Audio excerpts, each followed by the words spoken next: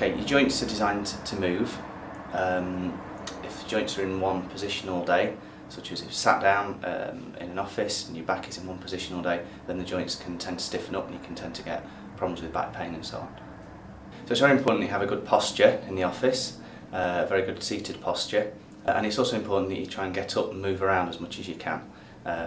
Doing things like putting your printer or your fax machine a little bit further away from you, so you have to get up and walk to it.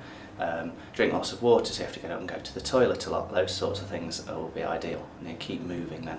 It's very important that when you are sat at the desk, your back is fully supported, and you need to be able to get right under your desk. So there needs to be no clutter underneath your desk, such as boxes and filing cabinets and those sorts of things. So the reason that this gentleman isn't sitting correctly, there's a number of reasons. Firstly, you can see he's got loads of clutter underneath his desk, so he can't actually get into his desk. He's sat both twisted and bent to the side, which is going to give him lots of back problem. There's no support for his lower back. His screen height is inappropriate, it needs to be slightly higher, and the screen is also off to one side, so he's having to twist to look at it. He can't actually get to his keyboard because there's loads of clutter there, and the mouse is far too far away. So he's not only at risk of getting lower back problems, he's at risk of developing lots of neck and shoulder problems as well. What we've got here is we've cleared the space under the desk so he can get his legs right under.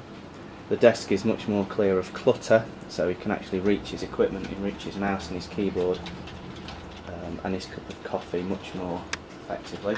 He's not sat twisted anymore, he's sat nice and straight. The chair's been adjusted so that he's much more upright, supporting his lower back.